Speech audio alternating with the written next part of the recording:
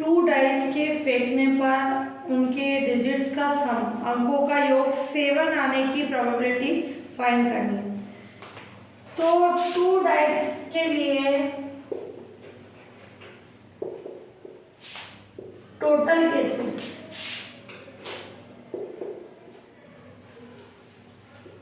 क्या होंगे? 6 into 6। 1 dice के लिए टोटल केसेस क्या होता है? 6, क्योंकि डाइस पे 1 2 3 4 5 6 आता है। क्लियर? 6 का मतलब ये डिजिट्स क्या क्या आ सकती है? 1 2 3 4 5 6, इनमें से कुछ भी। तो 1 डाइस के लिए टोटल केसेस 6 है, तो 2 डाइसेस के लिए क्या हो जाएगा? 6 टोटल केसेस क्या हो जाएंगे? 6 इंटू 6, प्लस में नहीं आता है, इंटू में। क्लियर? तो 36 केसेस। अब इस पे बोल रहा है कि दोनों डाइस पे डिजिट्स का सम 7 आना चाहिए, है ना?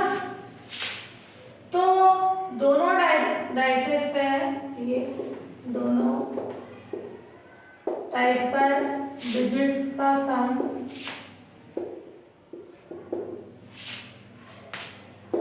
7 आने के लिए फेवरेबल केसेस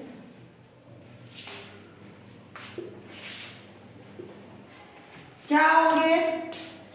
फर्स्ट और सेकंड दोनों डाइस पे सम 7 होना चाहिए, यानी क्या क्या हो सकता है? 1 6, फर्स्ट डाइस पे 1 आ जाए, सेकंड पे 6 आ जाए, या ये क्या बन गया? एक सैंपल पॉइंट। क्लियर? दूसरे डाइस इस पे उल्टा, फर्स्ट डाइस पे 6 आ जाए, सेकंड पे 1, दोनों अलग अलग केस होंगे। इसका मतलब है फर्स्ट पे 1 है, सेकंड पे 6, इसका मतलब फर्स्ट पे 6, सेकंड पे 1। और क्या हो सकता है? 5 2 2 5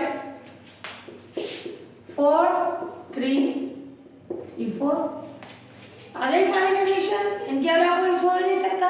वापस 3 और 4 का 2 वाला कॉन्सेप्ट तो आ चुका है अपने। ये तो टोटल फेवरेबल केसेस क्या होगा अपने पास?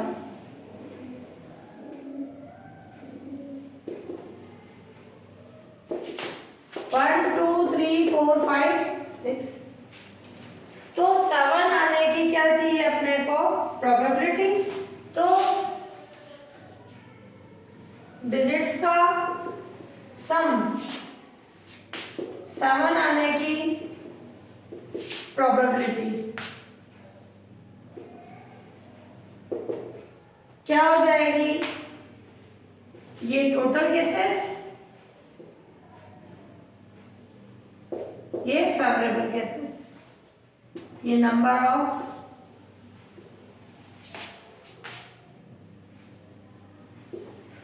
फेवरेबल केसेस, ये number of total cases.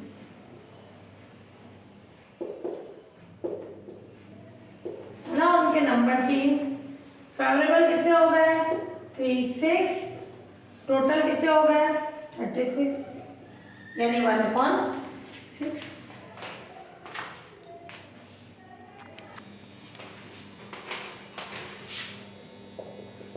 Example third, ये इम्पोर्टेंट है। किसी लीप ईयर का रैंडमली सिलेक्शन करने पर उनमें 53 संडे होने की प्रोबेबिलिटी फाइंड करनी है ना। तो लीप ईयर में कितने डेज होते हैं? 1 लीप ईयर में 366 डेज होते हैं। 52 तो कंप्लीट वीक होते हैं। क्लियर? और 1 डे क्या होता है? जिनमें से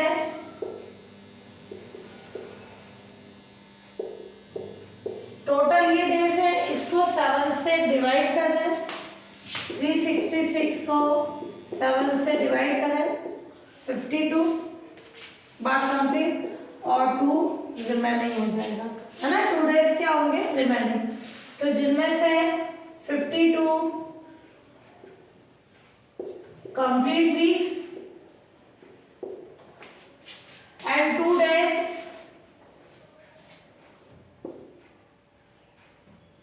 रिमेनिंग होते हैं, जो बचे हुए हैं 2 दिन होते हैं। क्लियर? तो 52 कंप्लीट वीक, ध्यान से समझना, कंप्लीट वीक का मतलब 52 ही संडे होंगे, 52 ही मंडे होंगे, 52 ही इसके ट्यूसडे होंगे, सारे डे 52 कंप्लीट होंगे, है ना। अब 2 दिन रिमेनिंग है। अब वो 2 दिन कैसे हो सकते हैं? रिमेनिंग 2 डेज इस प्रकार हो सकते हैं।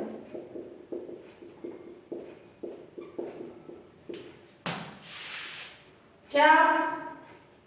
मंडे ट्यूसडे दोनों साथ में आएंगे। क्लियर? ट्यूसडे वेडनेसडे, जो बचे हुए 2 दिन है या तो मंडे ट्यूसडे होंगे, है ना। ट्यूसडे वेडनेसडे, क्या मंडे वेडनेसडे हो सकते हैं क्या? एक दिन जब थोड़ा, 2 दिन लगातार जो है, Monday Tuesday, Tuesday Wednesday, Wednesday Thursday, Thursday Friday, Friday Saturday, Saturday Sunday, Sunday Monday.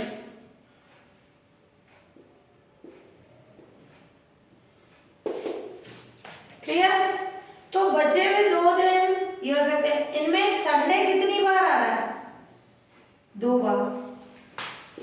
एक केस ये और एक केस ये। क्लियर? तो इन बचे हुए 2 डेज में संडे 2 बार आ रहा है। रिमेनिंग 2 डेज में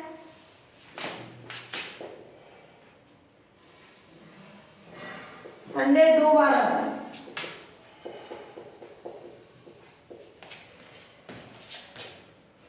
ध्यान से देखना, ये बोल रहा है 53 संडे होने की क्या होनी चाहिए?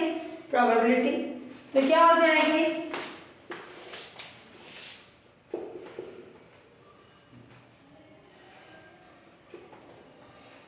ये देखो, तो 52 तो कंप्लीट वीक्स है, तो 52 संडेज है ना। 52 तो है। अब 53 संडे होने के लिए क्या करें? कितने दिन है? टोटल केसेस कितने आ रहे हैं? 7। ये 1 2 52 को तो हटा दिया। अब जो बचा हुआ एक संडे और चाहिए, उसके लिए टोटल केसेस क्या है? 7, जिसमें से संडे आ रहे हैं वो कितनी बार आ रहा है? 2 बार आ रहा है। तो 53 संडे होने के लिए फेवरेबल केस क्या होगा?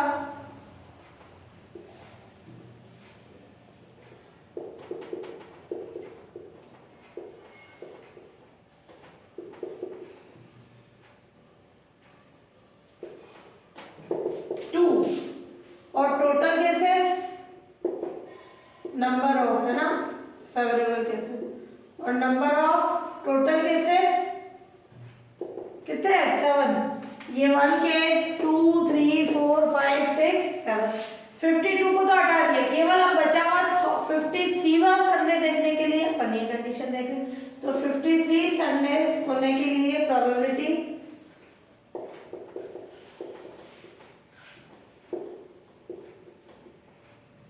कितनी होगी? Number of favourable cases 2, number of total cases 7। ये क्वेश्चन बोलता है 53 मंडे होने की प्रोबेबिलिटी निकालो, तब भी ये थी। क्यों? क्योंकि मंडे 2 बार आ रहा है, एक इसमें और एक इसमें, 2 बाय 7। 53 ट्यूसडे के लिए, चाहे 53 वेडनेसडे थर्सडे फ्राइडे सैटरडे कुछ भी होता ये कंडीशन। अब अगर ये क्वेश्चन बोलता leap year, clear? Leap year में कितने डेज होते हैं? 365। तो 363 यानी 52 तो कंप्लीट वीक, केवल कितना बचता है? एक दिन रिमेनिंग होता है। अब एक दिन कैसा हो सकता है? या तो ओनली मंडे, या only Tuesday, Wednesday, Thursday, Friday, Saturday. तो उस कंडीशन में लीप ईयर में 53 संडे होने की प्रोबेबिलिटी क्या होती? 1/7। 7 तो कैसे होते हैं, और एक ही बार संडे आता तो 1/7।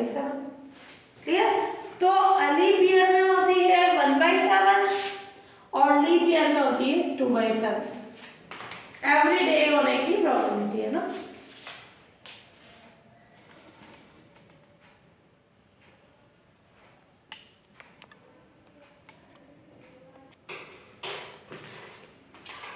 नंबर है 1 2 3 से 30 तक लगे टिकट में से 4 टिकट्स रैंडमली निकाले जाते हैं, है ना। तो 1 से 30 तक नंबर लगेगा टिकट्स में और 4 टिकट्स रैंडमली निकाले। तो इनमें से टिकट का नंबर 1 और 2 के शामिल होने की प्रोबेबिलिटी निकालें। तो टोटल है 1 2 3 30 तक टिकट्स हैं, उनमें से 4 टिकट्स रैंडमली निकालना। तो उसके लिए कैसे क्या होंगे, ये नंबर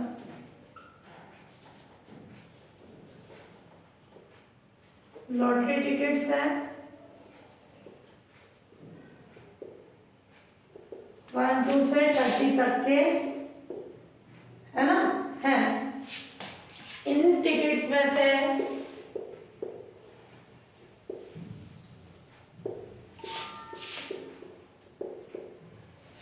फोर टिकट्स क्या है, रैंडमली निकाले जाते हैं।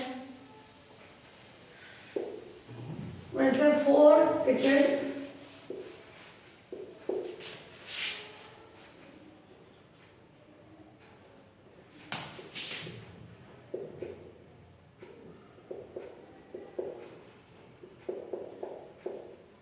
निकाले जाते हैं।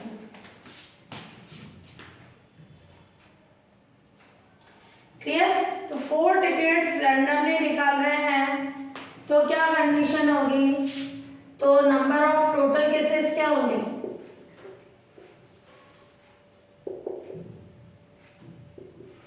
30 में से 4 निकालने के लिए क्या काम करेंगे, कॉम्बिनेशन या परम्यूटेशन। टिकट्स निकालना, 4 टिकट्स हमने, ग्रुप बन गया। जब ग्रुप होता है तो ऑर्डर का कोई मीन नहीं होता है, कैसे भी हो 4 टिकट्स होने चाहिए। तो 30C4 कॉम्बिनेशन, क्रम का जहाँ ऑर्डर का कोई मैच नहीं होता, कॉम्बिनेशन है ना, ग्रुप्स बन रहे हैं। तो ये हो जाएगा फैक्टोरियल 30 माइनस 4, तो ये कितना हो जाएगा 26 फैक्टोरियल 4, 30 29 28 27 फैक्टोरियल 26, और ये 4 इंटू 3 इंटू 2 इंटू 1, और ये आ जाएगा 24। क्लियर, ये कैंसिल करा दो।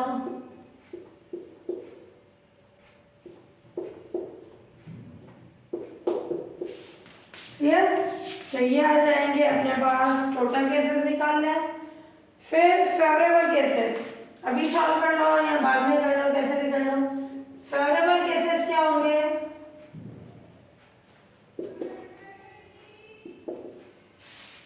ध्यान से बोल रहा है, इन टिकट्स में से नंबर 1 और 2 हमेशा शामिल होना चाहिए, है ना। 30 में से अपन 4 निकाल देते हैं, तो 1 से 30, तो इन टिकट्स में से फेवरेबल केसेस के लिए क्या करें, टिकट्स में से इन टिकट्स में से 1 एंड 4, 1 और 2 ऑलवेज इंक्लूड होना चाहिए, है ना, यानी ऑलवेज शामिल होना चाहिए।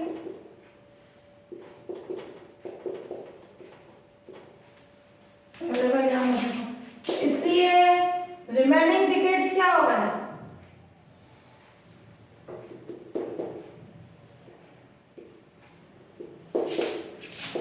थर्टी में से 2 को हटा दो, 1 और 2 तो ऑलवेज होने चाहिए, उनको फिक्स कर दिया अपन ने, है ना, वो अलग निकाल के अपन ने रख दी एक तरह से। तो आप बचे कितने 28, टोटल कितने निकाल रहे थे 4 टिकट्स, ये तो फिक्स हो गए, निकाल के अलग ही रख दिए इनको अपन ने। तो आप 28 में से क्या करेंगे, 2 टिकट निकालेंगे। तो 28 में से 2 टिकट्स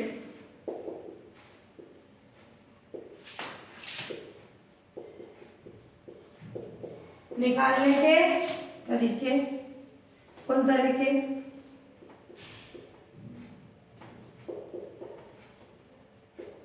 क्या आ जाएगा 28C2 यानी फैक्टोरियल 28 और ये 26 और ये फैक्टोरियल 2, तो 28 27 फैक्टोरियल 26 ये 2। क्लियर? तो टोटल कैसे ये निकालना है, 1 और 2 आने के लिए उसकी प्रोबेबिलिटी फाइंड करना है। तो ये आ गया है टोटल केसेस अपने पास ये, और जो अपन 1 और 2 को ऑलवेज टिकट होनी चाहिए तो अपन ने क्या किया, उसको हटा दिया। तो 28 30 थी, 30 में से 2 फिक्स कर दी, तो 28 में से 2 निकाल लिए टोटल तरीके ये। तो क्या कंडीशन चाहिए अपने को कि 4 टिकट तो 1 और 2 के शामिल होने की प्रोबेबिलिटी है ना, तो टिकट्स में 1 और 2 ऑलवेज होने चाहिए है ना।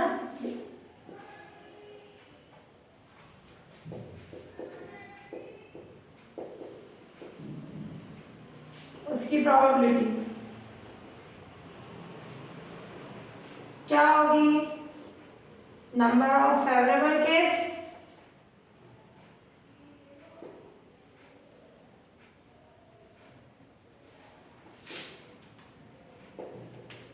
और number of total cases.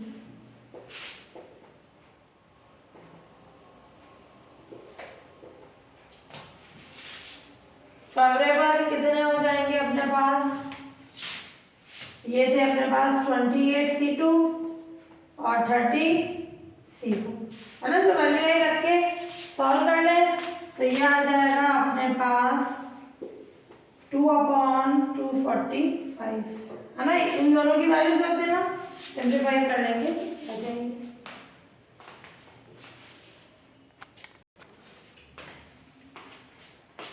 Eight letters है और उनके करस्पॉन्डिंग 80 एनवेलप्स है और सभी लेटर्स जो है एनवेलप में रखने हैं, तो सभी लेटर्स के सही एनवेलप में नहीं रखने की प्रोबेबिलिटी निकालनी। ये क्या है अपने पास, ये एनवेलप है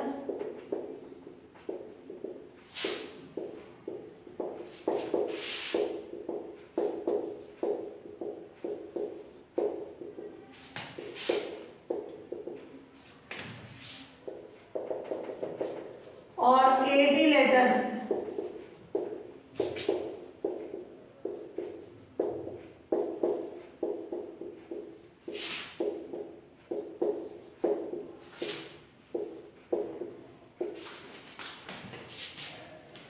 एट लेटर्स को 8 एनवेलप में रखने के टोटल केसेस क्या हो जाएंगे,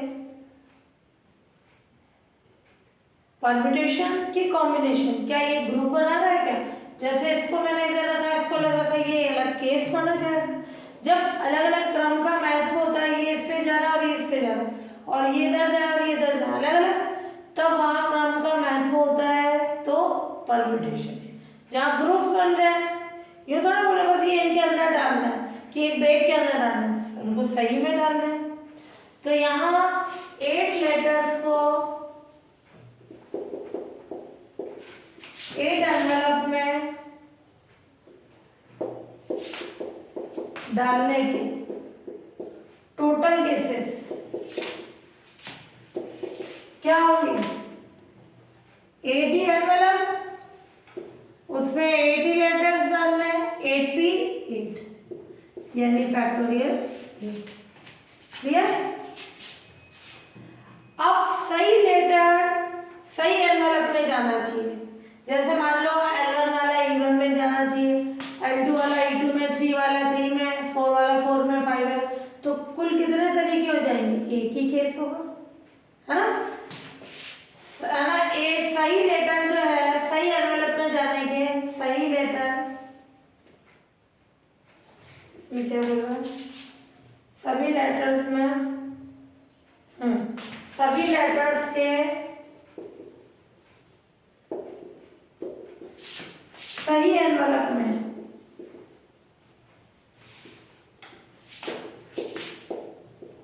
जाने के कुल तरीके कितने होंगे? ओनली एक ही होगा, है ना, कि ये फर्स्ट में जाएगा, ये सेकंड में, थर्ड में, एक ही केस होगा। क्लियर? तो सभी लेटर सही एनवेलप में जाने के लिए प्रोबेबिलिटी क्या हो जाएगी? सभी लेटर्स के सही एनवेलप में जाने की प्रोबेबिलिटी, ये क्या हो गया? नंबर ऑफ फेवरेबल केस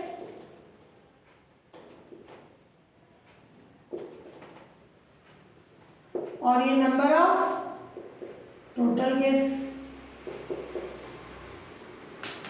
जाने की प्रोबेबिलिटी क्या होगी? नंबर ऑफ फेवरेबल केसेस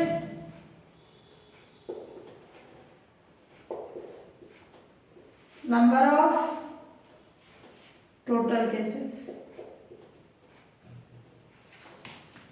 क्या है फेवरेबल अपने पास? 1, एक ही है। सही जाने की प्रोबेबिलिटी देख लेना कि सही सभी लेटर सही एनवेलप में जाने की प्रोबेबिलिटी, तो उसके लिए फेवरेबल केस एक ही हुआ, टोटल केस ये। अब अपने को क्वेश्चन में बोल रहा है सही नहीं जाने की प्रोबेबिलिटी, तो सभी लेटर्स के ऐसे भी कर सकते हो। सही जाने की प्रोबेबिलिटी, ये तरीका एक है, तो सही नहीं जाने का तरीका क्या होगा? टोटल केसेस में से 1 को लेस करा दो, जो बचे हुए केसेस होंगे वो सभी लेटर्स के सही एनवेलप में नहीं जाने के लिए फेवरेबल केस हो जाएंगे। उससे भी कर सकते हैं। यहाँ पे अपन ने सही जाने की प्रोबेबिलिटी ली, अब सभी लेटर्स के सही एनवेलप में नहीं जाने की प्रोबेबिलिटी,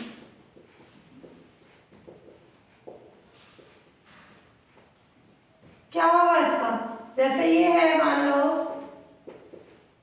सही जाने की, तो सही नहीं जाने की प्रोबेबिलिटी क्या होगी? पी ए बार का धन नहीं, यानी 1 minus P A 1 minus factorial. Solve करना है ऐसे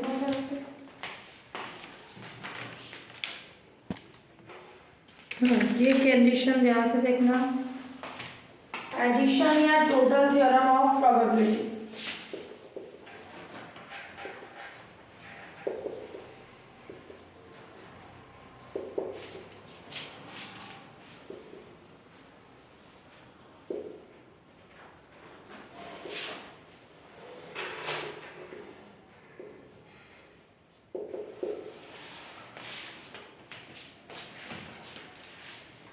जब A1 A2 ये क्या है? when events are mutually exclusive। First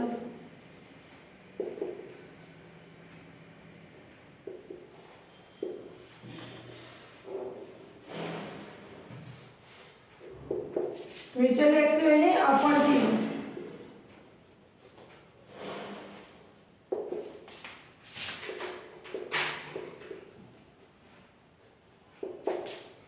जब इवेंट्स क्या हो?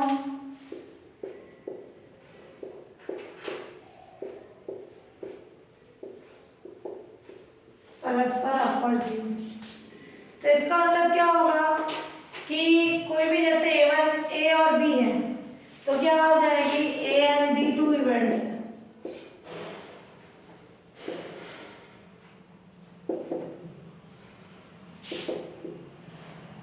तो A या B में से एक के होने की प्रोबेबिलिटी क्या होगी? Condition P A plus B। क्या लेते हैं? म्यूचुअल इवेंट में क्या होगा कि एक दूसरे में डिपेंड नहीं कर रही, इंडिपेंडेंट की कंडीशन, तो पी ए प्लस पी पी, है ना। प्लस कब लगाया जाएगा? जब ए या बी में से कोई एक इवेंट होगी, या तो ए होगी या के लिए ये प्लस लगाते हैं, एंड दोनों और ये तो इनटू लगाते हैं। क्लियर? तो ए या बी 2 इवेंट्स हैं, ए या बी में से किसी एक के होने की प्रोबेबिलिटी,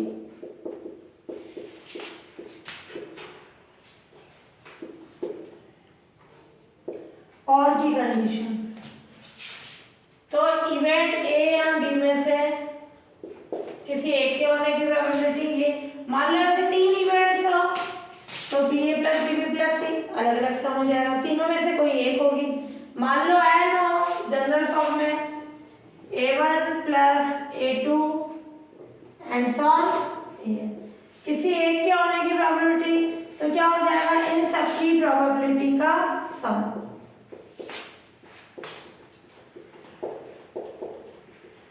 अपन बोलेंगे या तो A1 हो रही है या A2 हो रही है या A3 हो रही है या AN हो रही है, क्लियर। तो ये हो गई म्यूचुअली एक्सक्लूसिव इवेंट्स।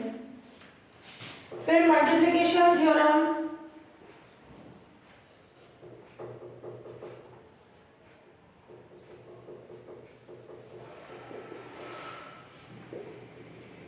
कैसी हो, if A and B are independent,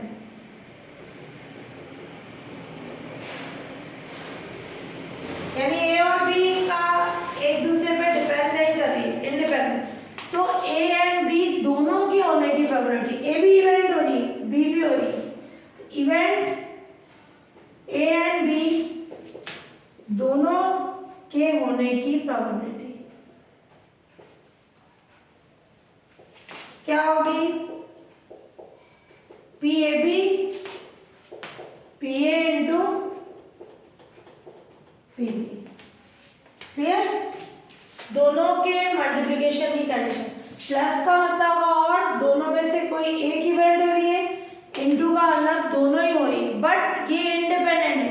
A event जैसे मैंने कोई डाइस फेंका, क्लियर, डाइस पे 1 आया, कॉइन पे हेड आया, क्या डाइस पे 1 आना कॉइन पे हेड आने पे डिपेंड करता है क्या, दोनों इंडिपेंडेंट और दोनों इवेंट्स पे, मैंने डाइस को भी फेंका कॉइन को भी फेंका, तो डाइस पे 1 आना वो इवेंट ए हो गया और कॉइन पे हेड आना वो इवेंट बी हो गया, तो दोनों ही हुए, तो दोनों की प्रोबेबिलिटी मल्टीप्लिकेशन। फिर है multiplication theorem of compound probability, यानी मिश्रित यानी डिपेंड की कंडीशन में, मल्टीप्लिकेशन थ्योरम किसके लिए, ऑफ कंपाउंड प्रोबेबिलिटी,